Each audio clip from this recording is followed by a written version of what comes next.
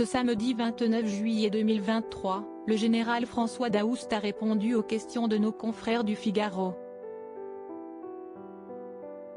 L'expert criminalistique évoque notamment une piste accidentelle, probable selon lui dans la région du Haut-Vernay où le petit Émile a disparu depuis 3 semaines maintenant.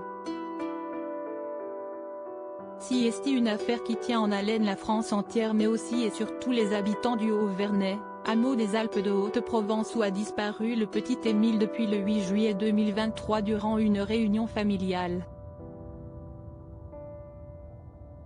Un petit garçon de 2 ans et demi décrit comme particulier et débrouillard, suiveur de papillons, que les enquêteurs ne pensent malheureusement plus retrouver en vie désormais.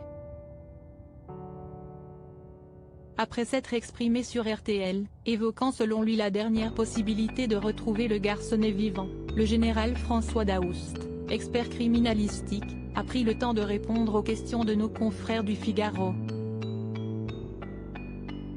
Dans cet environnement, on peut tout imaginer. Mais ce serait oublier l'environnement immédiat. Celui du Haut-Vernay et du Vernay en général. On pense à l'accident avec un automobiliste, entre autres. Y a-t-il eu des engins agricoles qui traversaient le Haut-Vernay au moment de la disparition? Se questionne-t-il. Avant d'ajouter, le petit garçon aurait pu être tué par un tracteur ou une moissonneuse-batteuse. Sans même que le conducteur s'en aperçoive.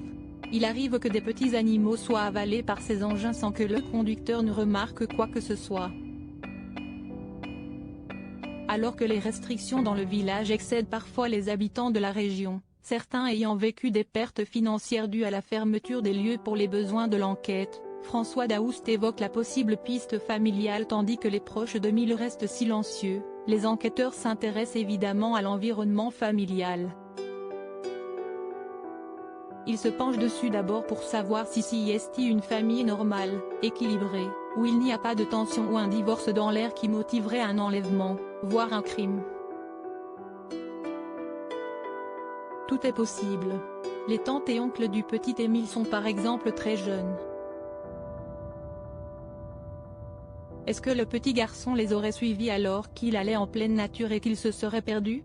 Ou y aurait-il eu un accident lors de cette sortie? Pour l'heure, le petit Émile reste introuvable malgré les nombreuses fouilles, analyses et convocations par la gendarmerie.